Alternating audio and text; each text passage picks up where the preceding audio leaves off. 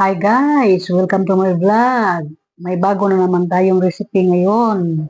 Kagaya ng dati, ay ganyan din ang kanyang mga sangkap. Mayroon tayong garlic, white onion, kamatis, red bell pepper, at luya. Pangalan sa ating recipe ngayon is malasugi with oyster sauce. Yan ang ating mga sangkap.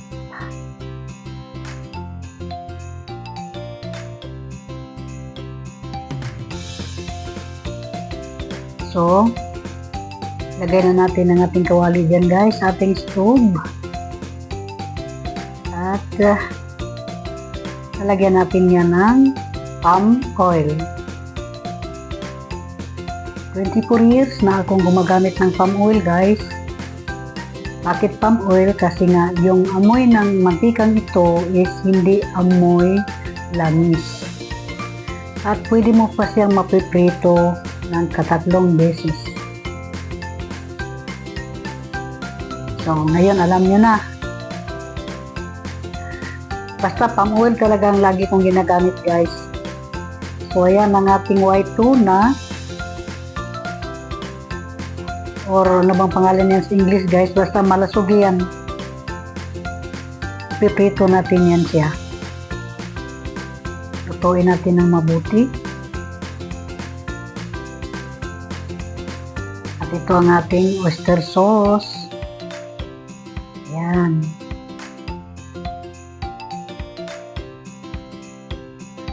So, ipiprito na natin yung ating malasugi. Shout out sa lahat dito guys na laging nanonood sa akin na walang sawa talagang sumusubaybay. Ayan.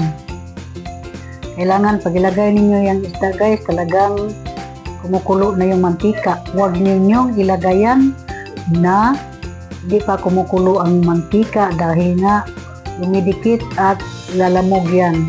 Tandaan ninyo, ang ginagamit kong kawali is hindi siya non-stick. Ang ating kawali ay yun talagang traditional na kawali. Kita niyo yan?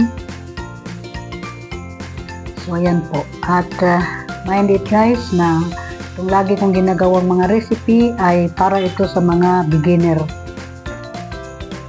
At si kamimay ninyo ay hindi pro na magluluto.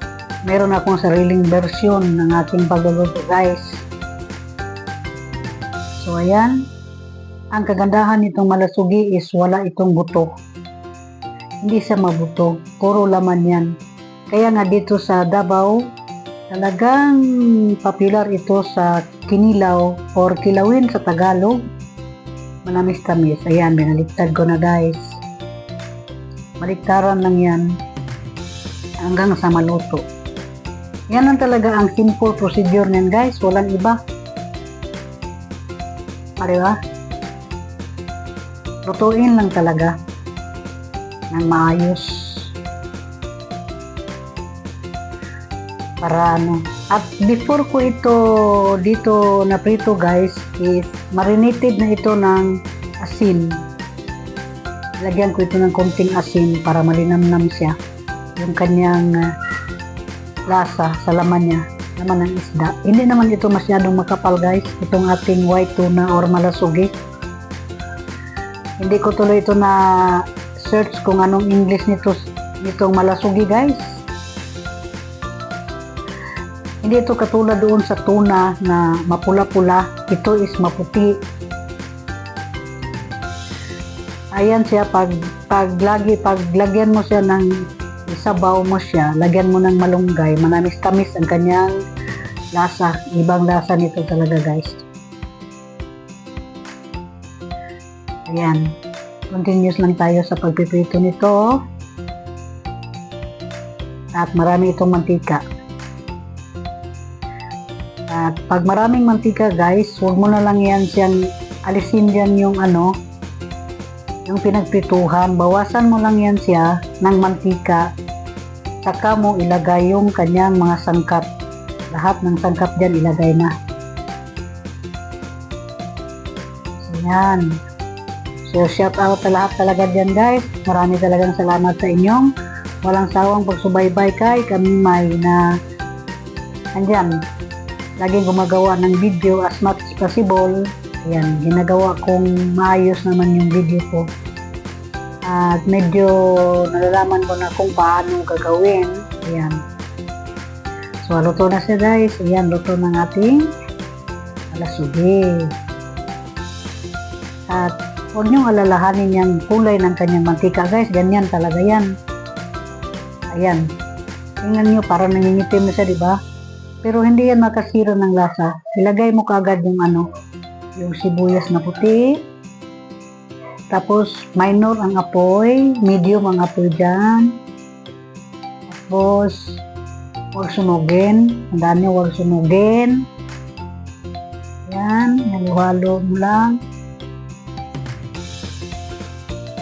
Tapos, ilagay agad ang garlic. Yan.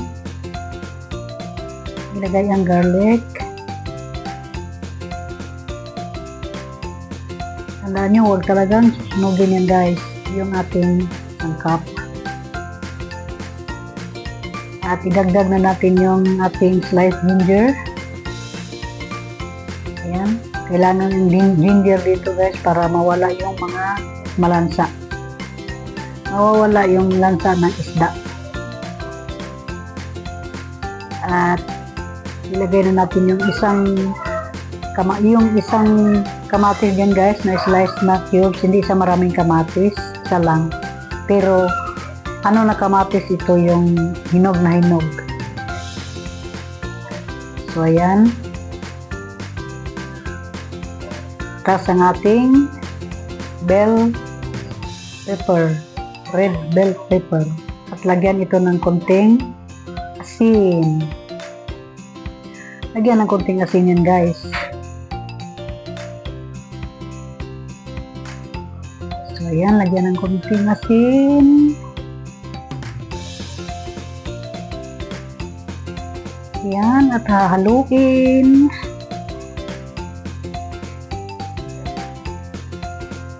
Ayan, hahaluin lang. Tapos lagyan natin ng tubig. Lagyan mo ng tubig. Ayan. Pakuluan ang tubig. Pakuluan ng tubig. At yan, bell pepper natin. Kailangan talaga yan. Palasa. Dagdag palasa yan. At ilalagay na natin ang ating oyster sauce. Yung tubig natin dyan guys, huwag masyadong marami ang tubig. Tama-tama lang talaga. Yan ang tip ko sa inyo. Huwag masyadong maraming tubig.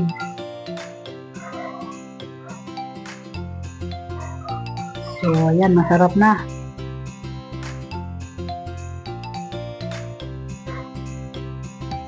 Ayan, tuloy-tuloy. At, ayan, lagay na ating oyster sauce. Isang balot yan. Isang sachet. Ayan. Ng oyster sauce. At saka ihalo. Halu-haluin lang yan guys.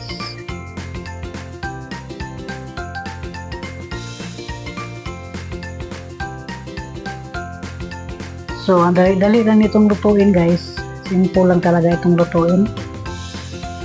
Para hindi masayang yung ating isda na pinirito. Pampalasa lang talaga ito. Parang sarsa niya guys ba. Kung wala tayong Mang Tomas, yan lang ang gawin natin. Simple lang na ganyan. At wala itong suka. At wala din itong asukal. Ang nagdala lang talaga ng lasa nito is yung oyster sauce. Ayan, nilapag na natin ang ating malasugi or white tuna. Nilapag na natin siya dyan at ating takpan at nang mag-absorb yung kanyang sauce sa kanyang laman. Ayan. Takpan ko na. After a minute, ayan. Tapos, ibaliktad na naman natin at balik takip na naman. Ayan, binaliktad ko na. So, huwag kayong mag-alala dyan sa kulay, guys. Ganyan talaga yung kulay. So, ayan, luto na ang ating ulam, guys. Ganyan lang siya ka simple. Ayan po ang ating white tuna or malasugi with oyster sauce. Kainan na! Done na tayo!